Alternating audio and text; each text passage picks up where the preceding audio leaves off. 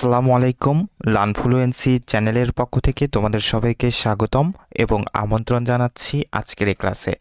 আজকে আমরা আলোচনা করব নবম শ্রেণীর বার্ষিক পরীক্ষার সিলেবাস অনুযায়ী স্বাস্থ্য সুরক্ষা বইয়ের সপ্তম অধ্যায়ের অন্তর্গত তোমাদের বইয়ের ঠিক 96 পৃষ্ঠায় যে মূল্যায়ন ছক ৩ রয়েছে, আমরা আজকে এটি সমাধান করব।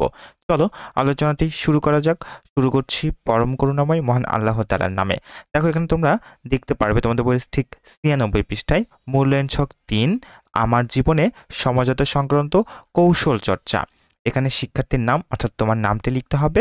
এরপরে দেখো, সচেতনভাবে কৌশল ব্যবহার করে সিদ্ধান্ত গ্রহণের ব্যক্তিগত পরিকল্পনার যথার্থতা ও চর্চা। এরপরে পরিকল্পনার আলোকে সচেতনভাবে কৌশল ব্যবহার করে সিদ্ধান্ত গ্রহণের কাজগুলো পাঠ্যপুস্তক এবং খাতা, ডায়েরি, জার্নালে লিপিবদ্ধ করা। পাঠ্যপুস্তক, ডায়েরি, খাতা, জার্নালে লিপিবদ্ধ করা চর্চাগুলোতে সচেতনভাবে কৌশল ব্যবহার করে সিদ্ধান্ত গ্রহণের ধারণাগুলো সঠিক প্রতিফলন, অর্থাৎ এই তিনটা ক্ষেত্রে বর্ণনামূলক ফিডব্যাক, অর্থাৎ এটি মূলত শিক্ষকের ফিডব্যাক। হ্যাঁ, শিক্ষক তোমার এই কাজগুলোতে যে মন্তব্য করবেন সেটি তোমাকে এখানে লিখতে হবে। এটি শিক্ষকও লিখতে পারে, আর আবার তুমি তোমার মতো করে এই বইয়ে ছক আকারে পূরণ করে ফেলতে পারো। দেখো, এর সমাধানটি আমরা করে রেখেছি ইতিমধ্যে, তোমরা নিশ্চয়ই দেখতে পাচ্ছ। দেখো, এখানে আমরা যা লিখতে পারি, মূল্যায়ন ছক ৩, আমার জীবনে সমঝোতা সংক্রান্ত কৌশল চর্চা। এই যেখানে শিক্ষার্থীর নাম, এখানে তোমার নামটি লিখবে নিচে। আমরা এখানে লিখেছি আল হাসিব, এখানে নাম হিসেবে ব্যবহার করেছি, তোমরা এখানে লিখে নিবে। দেখো, সচেতনভাবে কৌশল ব্যবহার করে সিদ্ধান্ত গ্রহণের ব্যক্তিগত পরিকল্পনার যথার্থতা ও চর্চা। এখানে শিক্ষক কি লিখতে পারে? দেখো, তুমি খুব সুন্দর কৌশল ব্যবহার করে সিদ্ধান্ত গ্রহণ করেছো। তোমার গৃহীত পরিকল্পনাগুলো খুবই বাস্তবসম্মত। সঠিক সময় সঠিক সিদ্ধান্ত গ্রহণের চর্চা তোমার জীবনে অনেক কাজে দেবে।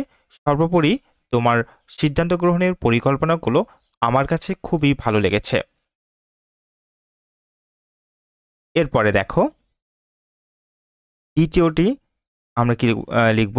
পরিকল্পনার আলোকে সচেতনভাবে কৌশল ব্যবহার করে সিদ্ধান্ত গ্রহণের কার্যকর, হ্যাঁ একটু ঠিক করে নিও, কার্যকর ও পাঠ্যপুস্তক এবং খাতা, ডায়েরি, জার্নালে লিপিবদ্ধ করা। এখানে শিক্ষকের মন্তব্যটি দেখো, এখানে তোমার পরিকল্পনা অনুযায়ী গৃহীত সিদ্ধান্তগুলো জার্নালে লেখা ভালো হয়েছে, আরও চেষ্টা চালিয়ে যাও, আমি আশা করি তুমি সফল হবে। এরপরে দেখো, পাঠ্যপুস্তক, ডায়েরি, খাতা, জার্নালে লিপিবদ্ধ করা চর্চাগুলোতে সচেতনভাবে কৌশল ব্যবহার করে সিদ্ধান্ত গ্রহণের ধারণাগুলোর সঠিক প্রতিফলন। এখানে শিক্ষক যা লিখতে পারে, দেখো, বিভিন্ন কৌশল ব্যবহার করে সিদ্ধান্ত গ্রহণের চর্চাগুলো সঠিক হয়েছে। আমি চাই চর্চাগুলো তুমি তোমার বাস্তব জীবনে সব সময় প্রয়োগ করে যাও। আমি তোমার উজ্জ্বল ভবিষ্যৎ কামনা করছি। এই ছিল মূলত তোমাদের জন্য আজকের এই আলোচনা।